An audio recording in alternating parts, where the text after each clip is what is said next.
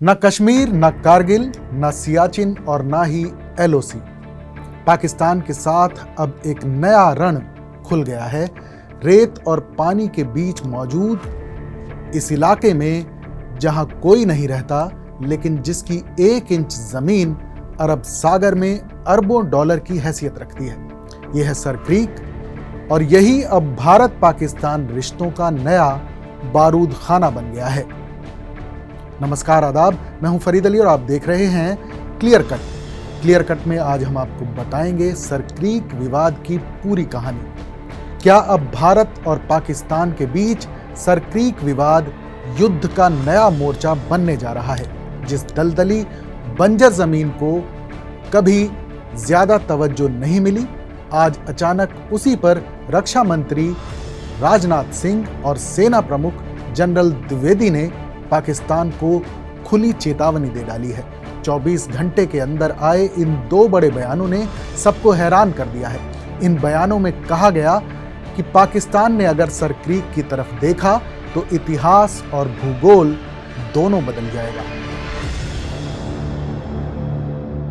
अक्टूबर 2025 की शुरुआत में भारत की शीर्ष सैन्य और राजनीतिक लीडरशिप ने पाकिस्तान को अभूतपूर्व चेतावनी दी है।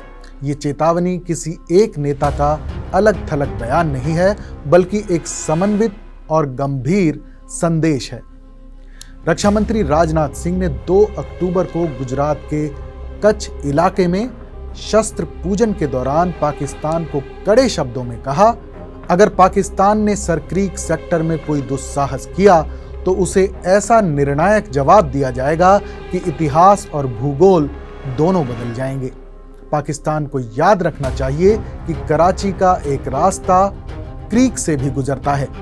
आजादी के 78 साल बीत जाने के बावजूद सर क्रीक इलाके में सीमा को लेकर एक विवाद खड़ा किया जाता है। जिस तरह से हाल में पाकिस्तान की फौज ने सर क्रीक के सटे इलाकों में अपना मिलिट्री इंफ्रास्ट्रक्चर बढ़ाया है, वह उसकी नीयत बताता है। सर क्रीक इलाके में पाकिस्तान की ओर से कोई भी हिमाकत की गई तो उसे ऐसा करारा जवाब मिलेगा कि इतिहास और भूगोल दोनों बदल जाएंगे। मेरे साथियों, रक्षा मंत्री के बयान के ठीक अगले ही दिन यानी 3 अक्टूबर को सेना प्रमुख जनरल उपेंद्र द्विवेदी ने पाकिस्तान को आतंकवाद पर सीधे चेतावनी दी और कहा कि अगर पाकिस्तान इतिहास और भूगोल में अपनी जगह बनाए रखना चाहता है तो उसे स्टेट स्पॉन्सर्ड आतंकवाद को रोकना होगा। इस बार हम ऑपरेशन सिंदूर 1.0 जैसा संयम नहीं दिखाएंगे और एक कदम आगे जाएंगे। इसी दौरान वायुसेना प्रमुख air chief marshal Amarpreet Singh ने भी सैनिकों से भविष्य के युद्धों के लिए तैयार रहने को कहा। तीनों सेना प्रमुखों का 24 घंटे के भीतर इतना कड़ा संदेश देना साफ दिखाता है कि भारत के पास सर क्रीक इलाके में पाकिस्तान के सैन्य बुनियादी ढांचे के विस्तार को लेकर विश्वसनीय खुफिया इनपुट्स हैं। आइए समझते हैं कि सर क्रीक क्या है। दरअसल सर क्रीक 96 किलोमीटर लंबा एक बंजर और दलदली इलाका है जो गुजरात में कच्छ के रण और पाकिस्तान के सिंध प्रांत के बीच फैला हुआ है। आपको जानकर हैरानी होगी कि यह विवाद भारत के आजाद होने से भी पहले का है। 1914 में यह बॉम्बे प्रेसिडेंसी के सिंध और कच्छ डिवीजनों के बीच क्षेत्राधिकार का विवाद था। विभाजन के बाद सिंध पाकिस्तान का हिस्सा बन गया और कच्छ भारत का। ब्रिटिश राज के समय इसे बनगंगा कहा जाता था। 1914 में ब्रिटिश अफसरों ने इसे बांटने की कोशिश की, मगर वही डिवाइड लाइन आज 110 साल बाद भारत पाकिस्तान के बीच एक नया विवाद बन गई है। पाकिस्तान कहता है कि सर क्रीक की पूर्वी लाइन तक उसकी सीमा है। भारत कहता है कि थैलवेग सिद्धांत के हिसाब से बीच की नेविगेबल लाइन ही असली बॉर्डर है।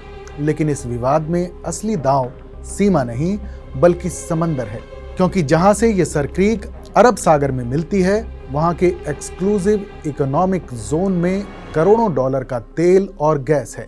विवाद की मुख्य जड़ 1914 के बॉम्बे सरकार प्रस्ताव की अलग अलग व्याख्याओं में है। पाकिस्तान का दावा, पाकिस्तान इस प्रस्ताव के अनुच्छेद 9 का हवाला देता है, जिसमें कहा गया था कि सीमा क्रीक के पूर्व में स्थित है। इस आधार पर पाकिस्तान पूरे सर क्रीक को अपना मानता है और सीमा को क्रीक के पूर्वी तट पर चाहता है। भारत का दावा, भारत इसी प्रस्ताव के अनुच्छेद 10 का और अंतर्राष्ट्रीय समुद्री कानून के थालवेग सिद्धांत का हवाला देता है।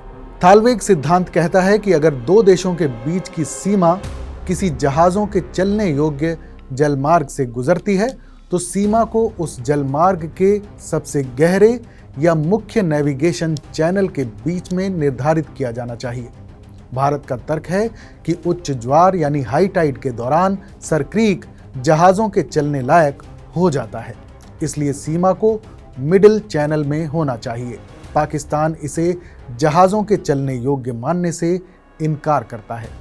इस छोटे से अंतर से अरब सागर में हजारों वर्ग किलोमीटर का समुद्री इलाका दांव पर लगा हुआ है। भारत की इतिहास और भूगोल बदलने वाली चेतावनी सिर्फ एक जुबानी जमा खर्च नहीं है, बल्कि इसके पीछे बड़े आर्थिक और सामरिक कारण हैं। पहला, EEZ का नुकसान।